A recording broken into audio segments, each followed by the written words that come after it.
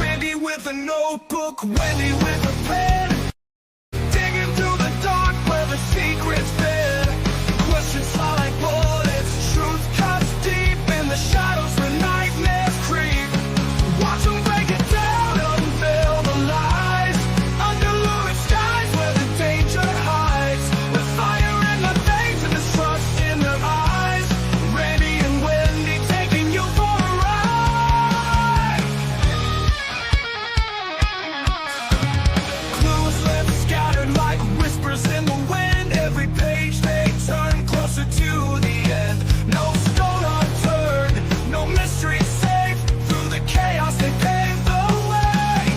Watch them break it down, unveil the lies, under lurid skies where the danger hides. With fire in their veins and distrust in their eyes, Randy and Wendy taking you for a ride.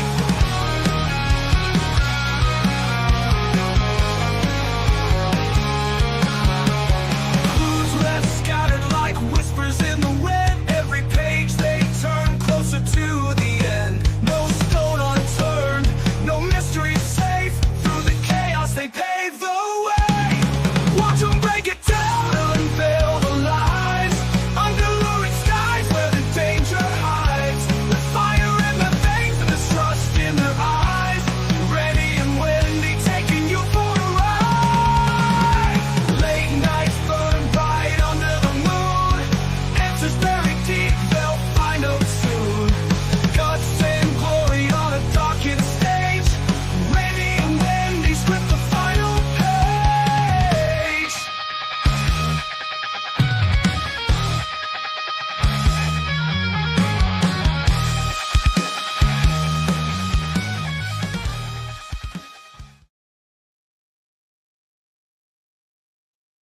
Good morning. I have a feeling today is going to be an even longer day. Don't y'all think so? Carla Ray, good to see you. Lavender, you got your coffee. Let's get this party started. Karma, Bill, Tammy, so good to see you. Justice Jane, how have you been? How are things over there?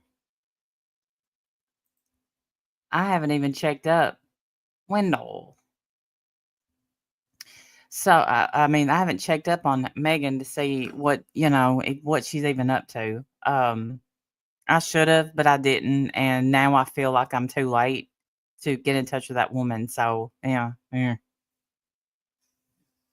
So, yesterday I missed a lot of the stream at the end because I had to get down and do some stuff with Jim. And so this morning I woke up and there's so many like small clips that we can watch and go over. And I think that would, how do y'all think she did?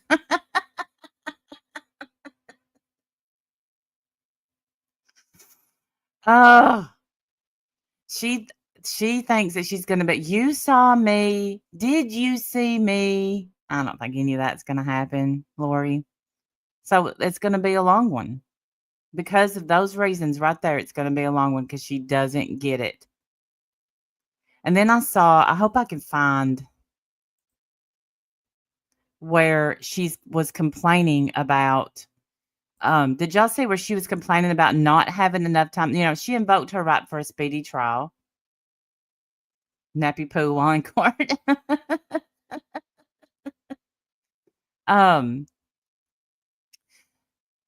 She invoked her right to a speedy trial and decided she wanted to be her own attorney because she invoked that right. Well, and now she's complaining because she didn't get her ducks in a row. And the judge looks at her and says, that's kind of why, it takes attorneys a while to get their stuff together, to get their case together. It's pretty great.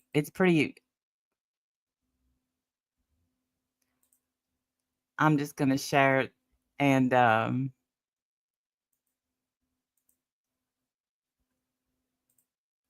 we will cover this together. I think recaps are going to be fun. A serious crime. And the only question here is, It's did I low. commit this crime? Conspiracy. Conspiracy is an agreement between two or more people to commit a crime. Okay, so you see? Okay. There has to be an agreement. There has to be a. Next, What does it say? gentlemen of the jury. Next, trajectory. Okay, The this is medical where examiner will talk to you about the trajectory through Charles's body. The detectives are going to talk to you about the trajectory through the room. now I'm excited about that because they're going to prove that he wasn't trying to hit. Yeah, pick a struggle. I said that yesterday. Yes, razzle dazzle.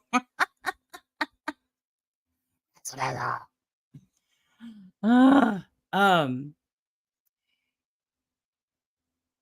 Okay, so now she's trying to say, and we would have to go back and watch Tylee's interview. But I don't know that Tylee said he was trying to hit her with a bat. I know he was upset, as he should be. Dr. Baumgartner will tell you that the trajectory of that first shot to Charles, the one that went through his chest, through his heart, and out his back, was front to back and slightly downward.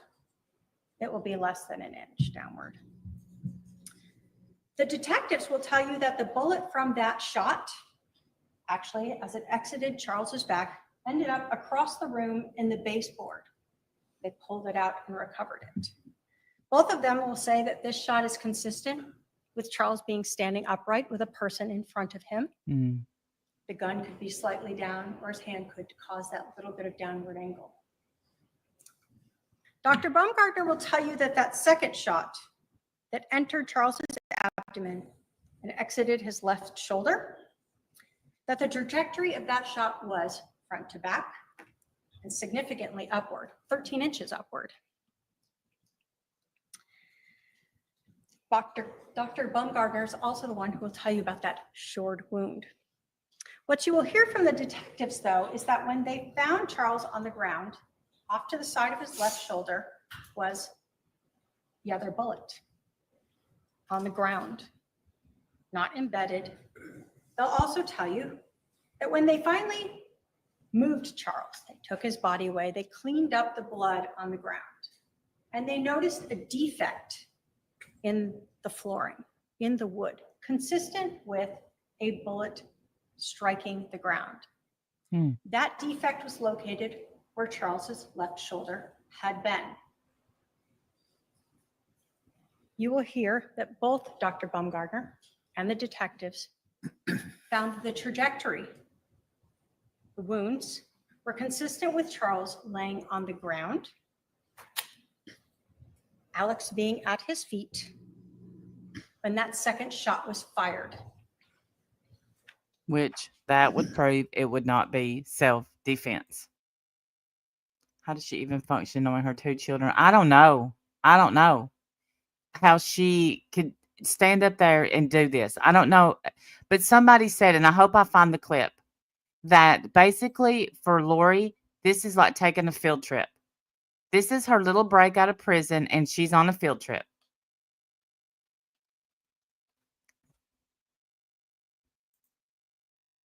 There's lots of reasons. Obviously, being pro per is not an easy job. I'm not an attorney. I don't have training to be an attorney.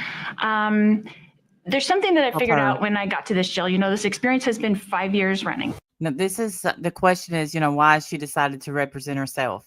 I came here with the intention of having a speedy trial, right? I wanted to, these charges came first, right? So they're like 5 years old. So I, first talked to the attorneys. I was like, they've had 5 years, the prosecutors, to put their case together. And I really want to go to trial. Like, we need to go. When my faith were called on missions to go do things. Get this. And even though she won't admit that her faith, because we're going to read that in her text messages, that her faith called for her to kill her children, but she's not willing to stand up and say that. I've had this kind of scenario in my mind that I was like, if, my bishop called me in and said, we have this really hard calling for you. It's going to be for the rest of your life. And you're going to go into this prison and where all these women are, and you're going to help and uplift and strengthen women and give them faith and help them carry on and do these things and help them get ready for when they get out of prison. But you're going to be there all the time and you're going to be there for the rest of your life. Will you accept this calling? Would you say yes? Absolutely. There's She lots said of reasons. that absolutely came awfully weak, don't you think? Uh-oh, here it is. Listen, that time I heard Razzle Dazzle, but I know she's saying WrestleMania.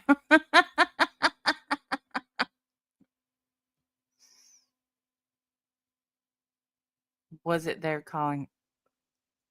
No. Is it about Lori?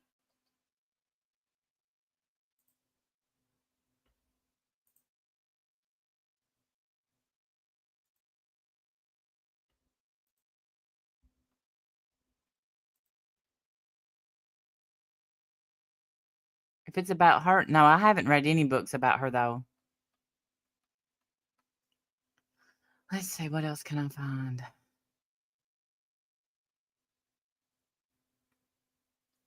Her cousin was there. I watched that. I need to find my history to see what all I watched today. Her cousin has a podcast and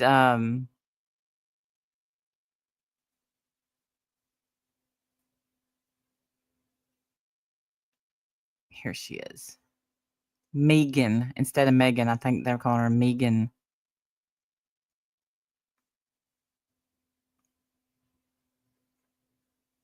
Oh, this is it. Let's see.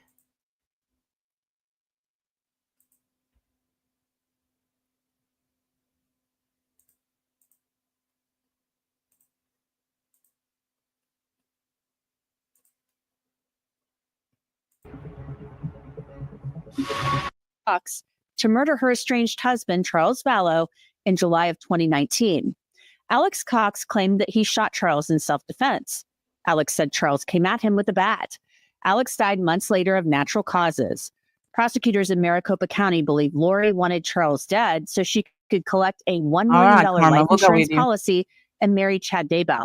Now, Lori is currently serving 3 life sentences for the murders of her children, J.J. Vallow, Tylee Ryan, and Tammy Daybell in Idaho. Her current husband, Chad Daybell, was sentenced to death for the crimes. After this trial, she'll also be tried for the Right. attempted murder of her niece's ex, Brandon Boudreaux, and then she'll go back to Idaho to serve those life sentences in prison. She arrived in Arizona in Oh, I late didn't know that. 2023 Let to me face bump that back. charges for the cases in that. She arrived, and then she'll go back to Idaho, was sentenced to death for the crimes. After this trial, she'll also be tried for the attempted murder of her niece's ex, Brandon Boudreaux, and then she'll go back to. I completely forgot about that. I forgot. Hey, Cassandra, be careful. I forgot that they tried to shoot that guy. I forgot about that. She's going to have another hearing. Oh, Idaho to serve those life sentences in prison. She arrived in Arizona in late 2023 to face charges for the cases in that state. Now, last week, we got a taste of what it's going to be like to watch Lori defend herself at trial as she argued several motions, including one where she questioned why the state wanted a Chandler police detective to testify about bullet trajectory. So, Ms. Daybell, what's the objection? So for 5 years, of course, he's been on the witness list to be a regular detective, and now he's being put on as an expert. I feel like to give his opinion instead of just stating the facts. So that was my main concern. I don't understand how the trajectory has anything to do with conspiracy. So I object in that way as well. All right. Has he testified in that regard in the past? Yes, I believe so, Your Honor. He has been trained in that area and taught in that area. And his relevance, Your Honor, would be because the defense has claimed a self-defense claim as well. It's relevant for that. right, Lori. Dirt. Can the state provide me a what his opinion is, and does he have a CV? He does not have a CV.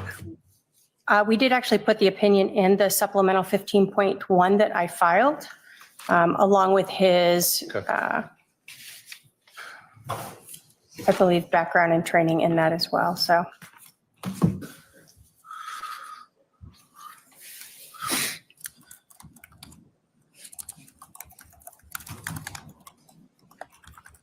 Well, we all know how this. I guess let me flesh this out a little bit more.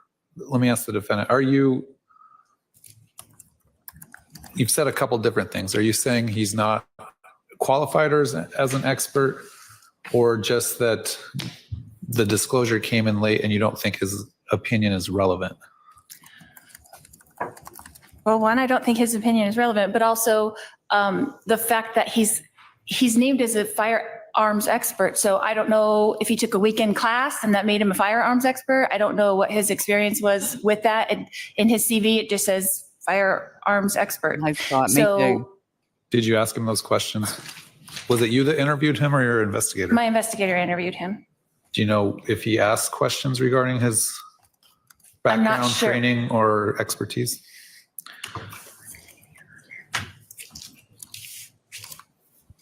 Seems like something Okay. you would know. So I haven't listened to that yet, so I'm not quite sure.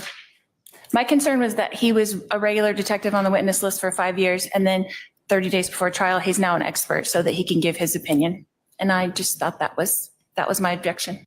So this is just one instance where Lori Vallow has shown representing yourself can be a challenge, especially when you're in jail. She did not interview this witness, her investigator did, and she hasn't listened to the recording yet. The judge tabled the motion. Next, Vallow argued a motion she filed to exclude state's witnesses, Christina Atwood, Kay Woodcock. She is Charles Vallow's sister, of course, and a woman named Nancy Jo Hancock. Lori argued Atwood and Woodcock had nothing but hearsay and speculation to offer. Atwood was her former friend. Lori Vallow has had several last names: Cox, Ryan, Vallow, and of course now Daybell. I searched her in truthfinder.com to see what would come up. Sure enough, she comes up as Lori Ryan and Lori Vallow. The name Daybell does not appear at all, but the murder case out of Arizona does show up. Good Truth Finder is question. really great because it will show you a person's past and current addresses, phone numbers, social media accounts, and They of definitely course, are a criminal and serial traffic killer cult. records. If you want to try it out, you can get 50% off of confidential background reports. Just log on to www.truthfinder.com/LCCrimeFix. Log on and start accessing information about almost anyone. Do you want to have further argument? Yes, she does.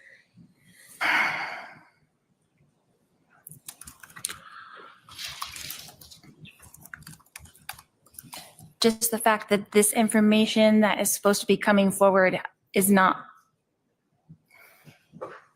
What? All these witnesses are getting together and talking about all this and comparing all their notes and all these things beforehand. And then they're telling us that in these interviews. Well, I talked to her 100 times. Well, I talked to her every day. Well, she told me this. Well, she told me that. So their information is not firsthand. These witnesses are all coming together. They're all watching everything that goes on TV regarding this. And I would like them all precluded. Okay, well, you're always allowed to cross-examine a witness about any biases they may have about those things that you've just talked about, colluding with other witnesses. Those are all areas of ripe for cross-examination, but they're not bases to preclude a And you're witness. guessing. You don't Judge know that. Boreski denied Lori Vallow's request to bar the testimony of those three women.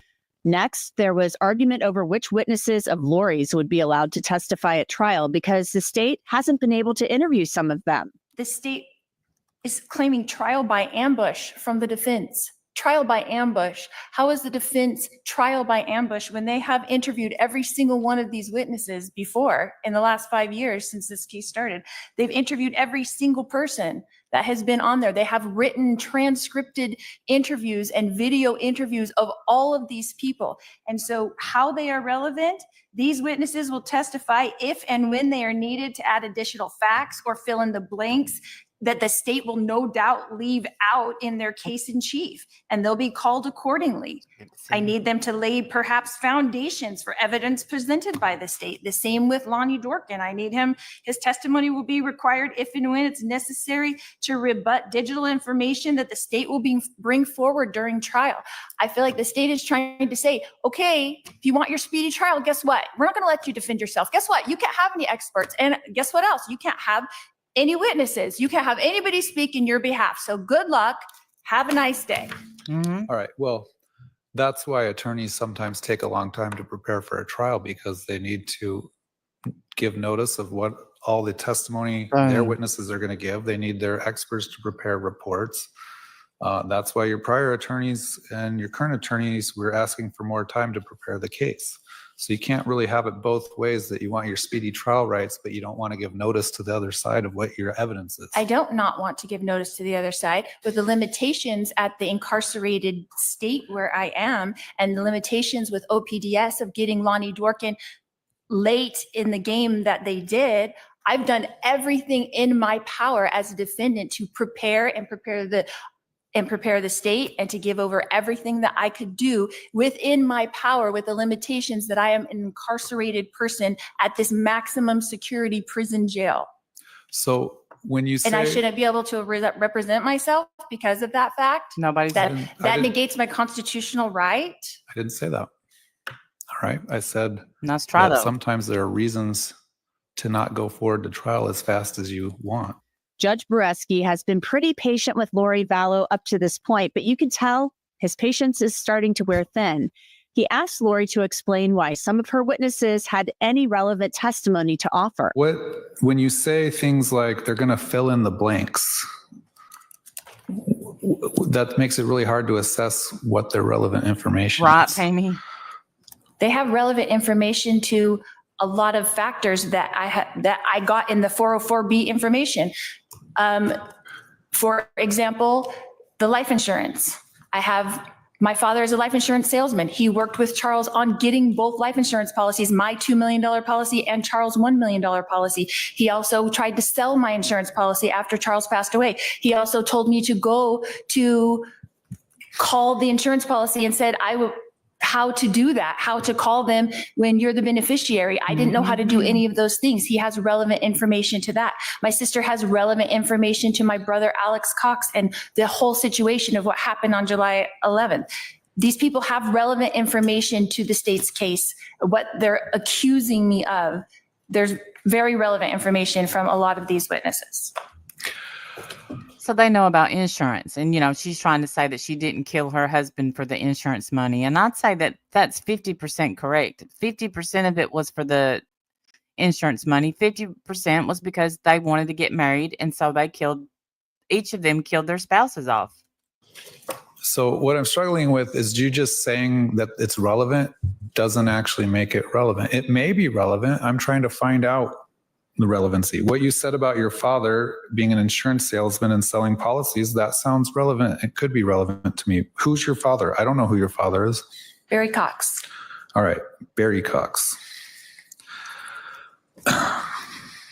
It sounds like even from what you're saying, though, you're not, depending on what the state produces at trial, you're not sure that these witnesses would have relevant information. It just depends, is what it sounds like. Whatever they put up in their case in chief, am I not allowed to try to defend myself against that? You're absolutely allowed. Yep. I'm just trying to figure out, I'm sort of a gatekeeper, and I need to make sure witnesses have relevant information. And just like you have the right to interview all of the state's witnesses, excluding victims' rights, people that can deny having an interview, they have the right to interview all your witnesses prior to trial, so they can have an idea of what those witnesses might say on the witness stand. I understand that, Your Honor. So They also have already interviewed all of them. They're not in I'm not jail. talking about police interviews or interviews that may have been done years ago. The prosecutor has the right to interview more any than witness prior to them taking the stand just as you do. Judge Boreski said he wanted to punt on some of these witnesses because they won't testify if they're not subpoenaed and they don't show up. So he said he would handle them one by one. This was Lori's response. Your Honor, I understand that, and I am limited in what I can do. If I could call these people myself, they would answer my call probably, and I could have this discussion with them. But I'm going through the limitations that I have at the jail through my paralegal who's working overtime and my investigator who's working overtime to try to do everything to help me prepare for trial, as they have other clients as well that they have to do things in a timely manner for. So we are doing the best that we can. Okay.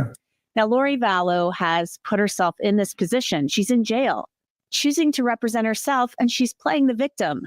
She has counsel advising her who could represent her, but this is the path that she has chosen. Yep. Next, Lori Vallow tried to get the prosecutor kicked off the case, accusing her of distributing her communications with her lawyer in Idaho. The prosecutor turned those over to Lori in discovery. Okay, so then he received a letter from Loves playing MCSO lawyer. that said, your phone number is now confidential and arranged for privileged, confidential, client privileged communications. So Phone calls. from my no, it says this phone number is connected to that. So from my perspective, when I call someone on the tablet or when I text someone on the tablet, it goes to their phone number. So all the communications after the date of the exhibit that we put in our motion, when he got that letter from MCSO that now all of your things will be confidential. Okay. Now they will be confidential. To me, that is the biggest problem, Cassandra, with someone defending themselves, because everyone has to take time to explain to the person defending themselves. Just like yesterday in the trial, she would say things and they would have to stop her because she doesn't know what she's doing. It would be just like me trying to defend myself. I wouldn't be able to do it. I don't know. Confidential. So my understanding, and I'm the only one that can waive that privilege, right? And I think after that, when his line was approved, there were no other disclosures of messages between you and him, correct? No, there are. Now, after a lot of back and forth, the judge determined that Lori's attorney sent messages using another IP address that wasn't registered with the jail system that would have filtered them out as confidential communications. Well, you reminded me that when his number was approved, he then sent messages from different IP addresses instead of that phone number that was privileged. So he's the one that disclosed or violated the confidential nature. I don't see that any of these, I'm going to call them inadvertently intercepted messages between you and your appeal attorney. I don't see that they're being used in any way by the state. Just the state reading them as a violation of the client-attorney privilege. Well, not if they're not done through a privileged setup the way that they were supposed to, which he even acknowledged. My understanding from my perspective was that that phone number was now privileged. The way it comes to me on the tablet is I text that phone number or I call that phone number. Correct. So, if you're communicating through the phone number, but if he has it set up where the messages aren't being sent and received actually through the phone number, but through different IP addresses, the system doesn't know that they're privileged because they're not being sent and received through that privileged number. I think if you apply the case law in this, the defendant cannot meet her burden to show that there's any legal advice in these messages. There's no privilege in them. The messages are asking to set up times to call and to speak. Are the three, I think it's 3 messages that you included in your response, are those all the messages? No, Your Honor, there are other messages, and we do say that tablet messages between Ms. Daybell and Mr. Jerem do not end on December 28th. They continue. and there How is long does privileged this last? information on them going forward. And the state is The basically main thing that- testifying for my attorney now. She just testified. The main thing that I wanted to hear was him tell her, this is why it's taken so long, Miss Speedy trial, because they have to gather up all their information. They have to get their experts, and they get to question one another's people before they get on the stand. And she doesn't understand that, just like I wouldn't understand that. You would think she would know a tiny bit more because of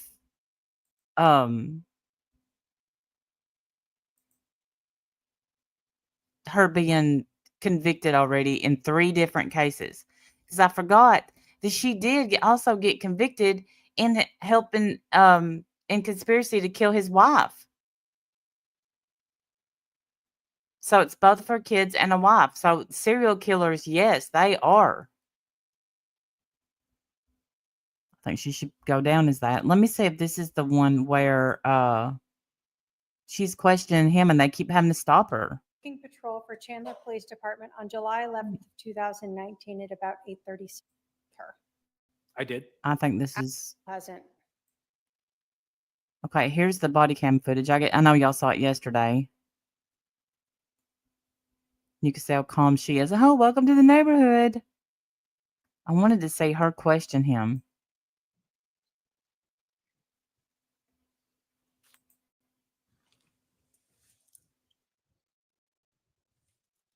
He had no injuries on his head. He was Got to make sure no one's going to walk up to the house. So you just try to keep it as pristine as you can. So we see him Let's putting see. his head now, or his hand on the back of his head. Maybe correct? this is it. Yeah. So I'm going to need you to stay close to me the next couple days. Oh, hell. Maybe not.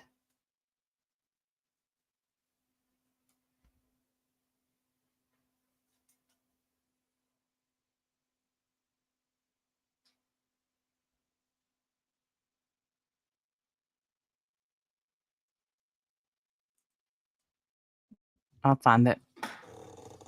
We've seen this. I'm just going to find something else right quick. The jury, I have been charged with a crime, a serious crime. And the only question here is, did I commit this crime? Yes. Conspiracy. Conspiracy is an agreement between 2 or more people to commit a crime. Okay, so you see. Okay. The one with her niece. There has to be an agreement. There has to be a plan. The evidence in this case will show that Charles Vallow and I got married in February 2006. It will show that it was my 4th marriage and Charles' 3rd marriage. At that time, we each had 2 children. I had Colby, who was 9, and Tylee, who was 3. Charles had Cole, who was also 9, and Zach, who was 7. The evidence will show that our family moved from Austin, Texas to Chandler, Arizona. Okay, let's see. See if y'all can watch this. Let me see it, make sure it's shared. Okay, it did. I wondered the same thing, Holden. She's not doing a very great job of it. So I'd say that she's just having to get stuff out of the commissary. For the rest of us, and I am assuming that you're with me on this one, being on trial for murder would be the worst thing in our entire world. But for Lori, it's kind of like a big field trip. There we go. It's like a fresh break from her very boring life sentence, no parole in Idaho. She also has a chance to show off to the world that she knows a thing or two about the law. You know, like having been tried for 3 murders before, being tried for this 4th one. I like that. And today things kicked off in earnest in Arizona. The prosecutor, as is normal, spoke for the people, and Lori Vallow spoke for Lori Vallow as her own attorney. And if that's a big surprise, it should be, because this is the same woman who was not even competent to stand trial months ago, let alone defend herself. But here we are. Yes, Cassandra. With Lori Vallow parading around the courtroom, making blunder after blunder right out of the gate. If you did not have time to catch her entire performance, Good. I've got your back. Good. Thank you, ma'am. This is what I wanted us to see. Yeah, this is just going over what happened yesterday, and because I'm sure that we'll have to do some catching up. Here is her attempt at an opening statement, and please keep in mind, trials can be won or lost during opening statements. So you have to tell the best story you can put together for the jury. But in what could be considered a drinking game, count the number of times that Lori says the words, "the evidence will show." The evidence will show that on the morning of July 11th, that Tylee was asleep in her room and my brother Alex was asleep in the guest room. The evidence will show that when Charles entered the house, only JJ and I were awake and present. The evidence will show that after we put JJ in the rental car, that Charles came back into the residence to receive his phone, leaving JJ in the front seat of the rental car with the engine running. He was 7 years old. The evidence will show that Charles began to scream at me when I refused to hand him his phone. The evidence will show that Charles' screaming woke up Tylee and Alex. The evidence will show that Tylee came out of her room with a bat to protect me, her mother, from her stepfather, Charles Vallow. The evidence will show that Tylee and Charles fought over the bat, and that after a struggle over the bat, Tylee fell onto the ground, and Charles lifted up the bat to hit Tylee with the bat. Right. The evidence will show that Alex then intervened to protect Tylee from being hit with the bat. The evidence will show that after this struggle on the ground between Charles and Alex, that Charles prevailed with the bat and began to come towards me with the bat as I ran away from him into the kitchen. The evidence will show that at some point while I was running away from Charles, who was chasing me with the bat, that Alex apparently retrieved his gun. The evidence will show that Tylee and I got into the rental car with JJ and drove away.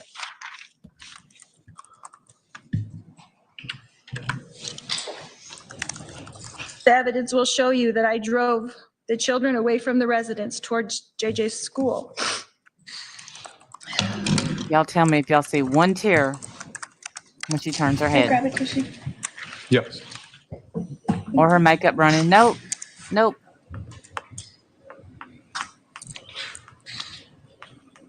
The evidence will show that the last thing I heard from Chandler Police Department until June of 2021, 2 years later, when I received a grand jury indictment from them for this alleged crime. The evidence will show that Chandler Police treated this incident as self-defense. And object to that. The objection sustained. The jury should disregard that last statement. Yeah, that was not the only objection that Lori faced in court today. By the way, there's no crying and lawyering. You're not allowed to cry if you're going to be your own lawyer. You got to be a lawyer, or you can be the defendant crying, but you can't do that. She did it anyway. So in her cross-examinations, Lori really seemed to struggle. She had a real blind spot when it came to the rules of hearsay, which is literally things that other people say that are overheard, right? These are things that are generally not allowed in a courtroom. There are exceptions, but it's tricky.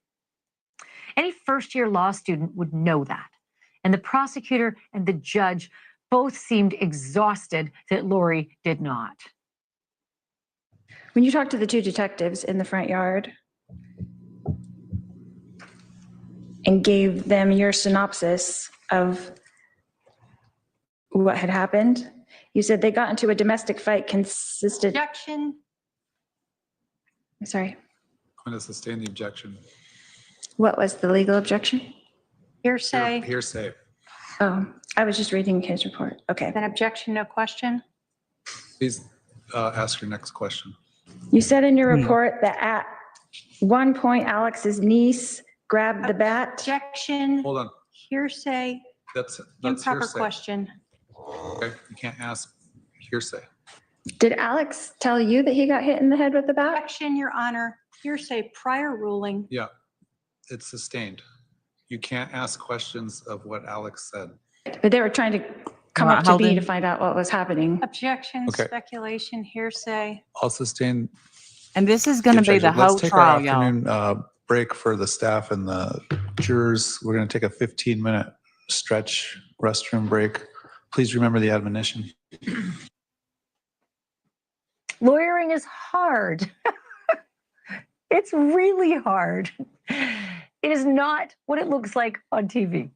This is where I stop and I bring in Lindsay Holler. She is the producer of my podcast, Drop Dead Serious. She is live on location. She's been in that courtroom all day today.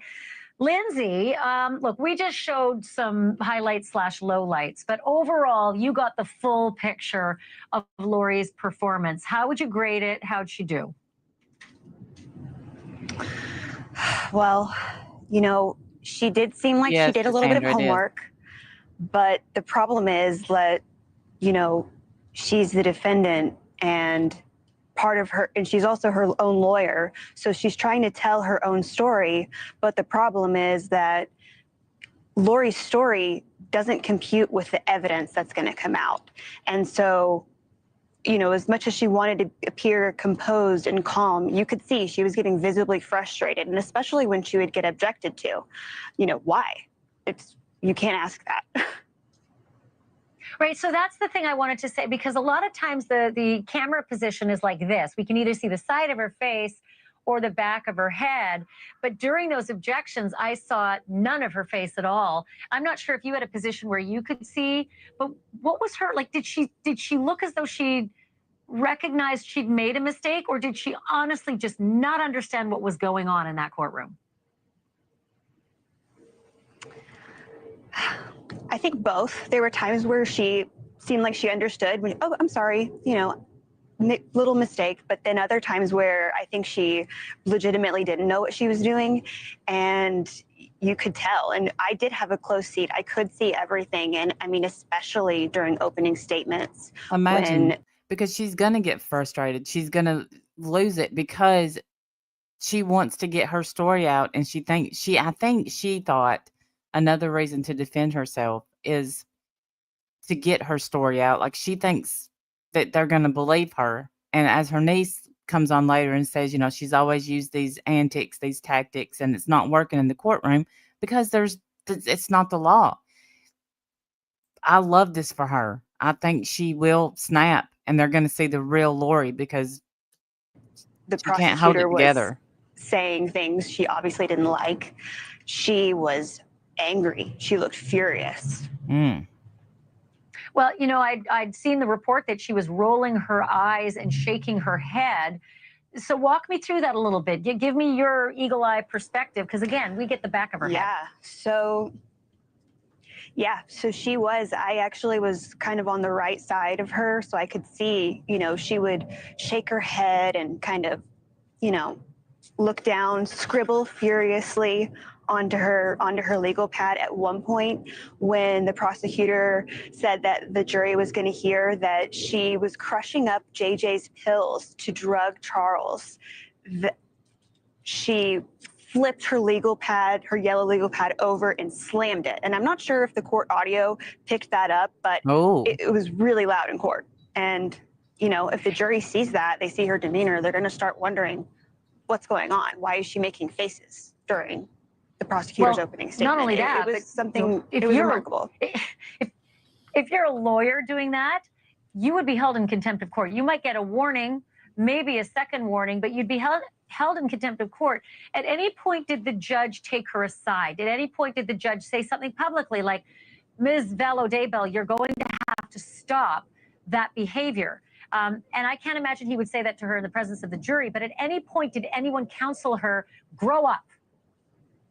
No, they didn't. And I'm wondering, we're going to get to a point where he's going to have to do that, because this is just opening statements. You could tell she was trying to appear calm, trying to be on her best behavior, but she just couldn't let herself do that. She couldn't control herself. I mean, she also doesn't understand. Like she always is. That's not what lawyers do. Yeah, like she always is. I could see with her interview with Keith Morrison how histrionic she was, repeating his name over and over. Yes, one last quick question.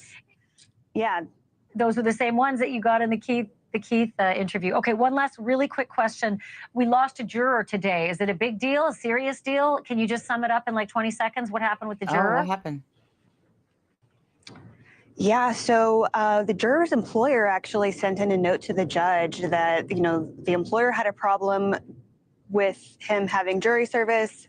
The judge questioned the juror a little bit about this at the lunch break, and the juror basically said that he didn't know much about jury duty. And when he agreed, he didn't know that, you know, he wouldn't get paid, and he had child support and alimony, and this would really be a financial hardship on him. So ultimately he was dismissed.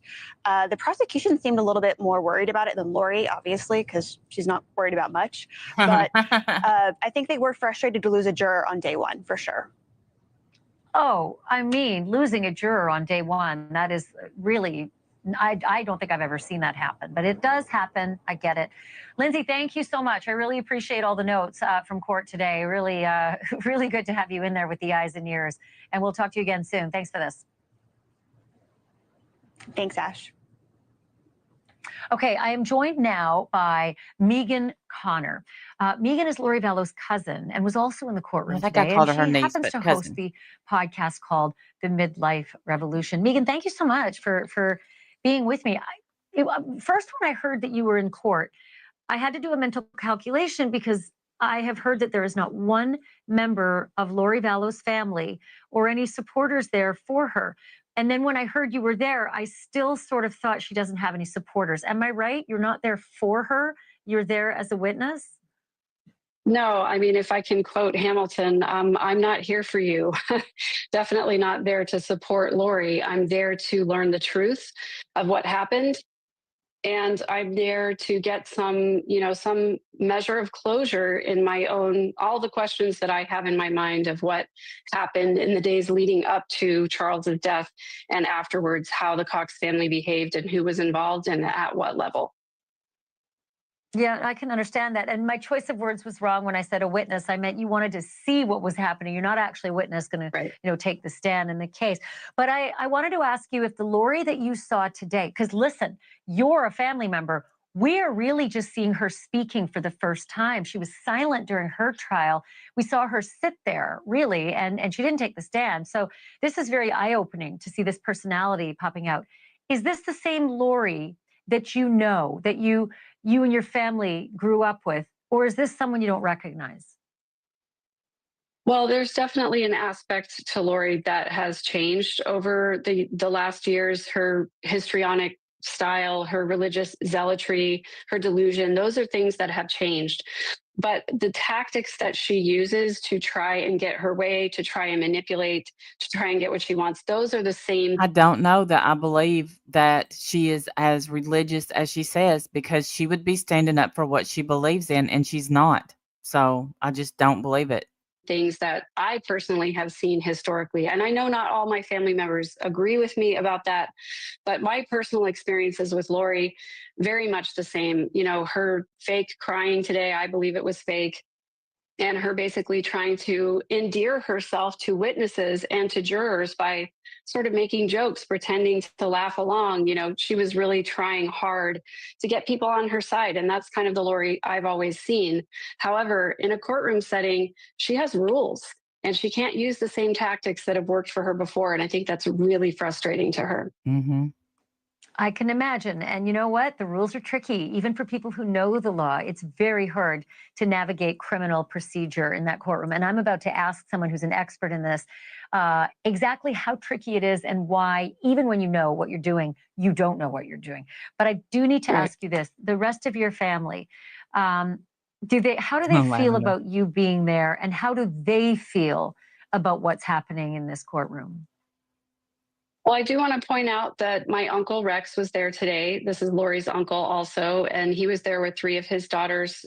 They came to some of Lori's previous trial. I think it's important to them to see some of the evidence in this case. They've all lived close to each other for a long time. I will just say I have a different perspective from a lot of my family members because I've distanced myself from this particular part of the family, the Cox part of the family, for a long time. And I also am no longer a part of the LDS church. And so my perspective from the outside is very different than the perspective of a lot of my family members. I've also been through a great deal of therapy and healing. And so I have a hair trigger for manipulation and control. I recognize those tactics like right off the bat. And for other family members, it's a little bit harder for them to accept that this is the way that Lori has always been. Megan, I'm really appreciative of you being on the show and being so candid. And I'm very sorry that you and your family are going through this as well. This can't be easy for any of you. So I hope I can speak with you again as this progresses. Of course, I'm always happy to come on your show. I enjoy your show and I enjoy your podcast. So I'm happy to do it. Oh, I appreciate that. You know what? For that, I'm going to just do the quick plug again. Megan Connor's podcast is called The Midlife Revolution. Thank you, Megan. I appreciate it. Thanks, Ashley. I want to turn now to a defense attorney who, unlike Lori, actually has a law degree and thousands of hours of practice. It's Mark Eiglarsh, friend of the show, friend of mine. It's not easy, is it? It's not like it looks like on Suits. It's not like it looks like on LA Law. Criminal procedure, on your feet, in a courtroom, Hey, litigating Pamela. is Good morning. hard. Yes. So let's start with something I agree with you. It is difficult and it should be left for those who went to law school. Hey, Nanya. That said, Ashley, I don't come on your show to disagree with you. I just find myself doing so every now and then. First, yes, she should have had her own lawyer. Secondly, she did a horrible job on cross-examination. Third, if she said the evidence will show one more time, I was going to wring her neck metaphorically. That said, I'm giving her a B as in boy minus on her opening statement. She was passionate. And by the way, I'm no fan of the murderer. She was connecting with what she was saying. She took her time. When she was describing the important details of what occurred, you almost felt like you were there, that this looked like self-defense. Obviously, it's all hogwash, but all it takes is one juror to believe in what she's saying. And every time the prosecution objects, every time the judge shuts her down, they could feel for her. Like she's doing the best she can, and these smarty pants lawyers are shutting her down. Oh, that's a good point. You know, let me ask you this, Mark, because we've talked about the blunders. We've talked about the complete, inability to understand hearsay. This is going to keep happening, and it's going to be very frustrating for these jurors that the judge is going to have to continue schooling her like this. And eventually, the judge may not want to school her anymore. I am more concerned, though, with if and when her triple murder conviction comes into the case. People hear about prior bad acts all the time. They're not always allowed in. Those are going to make their way in. It's a question of how and when. Oh. Yeah, well, if it does, I don't know that the judge ruled that that's admissible. Is that your understanding? Because if so, that would grossly prejudice this jury. They hear that, they're done. If that does come into this case, which I don't believe it should because it's so more prejudicial than probative. And again, you wanted to get a fair trial. You don't want to do this twice. Right. I don't think it should come in. If it does, she is done. Well, I think it's going to come in because I think she is going to take the stand because she is literally on the stand almost in, demonstrative ways in this courtroom. But let's have this conversation again because this is something I just don't know. So she thinks it's going to come or in when because it's Lori going will to take the happen. stand? But she's so terrible at understanding criminal procedure. She's going to open a door. I believe she will inadvertently open a door because even great lawyers open a door by mistake and then all that stuff floods in. Will you come back when that happens? I will. And on that last point, I do agree with you. Oh my gosh. Can we just make sure that's on tape? This is on tape, right? Mark Eiglarsh just agreed with me. I've waited my whole career for that. Thank you, Mark. Well, if Appreciate she it. lets that slip Thanks for in, watching. Go to then joinmn.com. it is over for her. I think Lori will take the stand. I don't know. She seems like the type that would, but she didn't take the stand in the other ones. I don't believe. So if someone presents, if it accidentally gets brought in by the defense, something that looks like a prior conviction, that's the only way it can be brought in. It can't just be brought up. And she thinks that Lori will slip up and say something. And when she does, that opens it up for the jury to find out that she's been convicted of killing both of her kids and the wife of the man she's married to now. If the jury hears that she was in on killing her husband's wife, of course they're going to think she was in on killing her own husband. So if that slips in, woohoo. Thank you so much, Nanya. Thank you. That was my birthday dinner. All right, y'all. This was a great live. I truly, really enjoyed it. I think we fit in a lot in a little bit of a time, and I'm going to get some housework and stuff done before the it starts, and I think Wendy, make sure you're at Women's at 1:30 Central, I believe, is when she has it set for. And I'll see y'all there. I appreciate y'all so much. Thank you.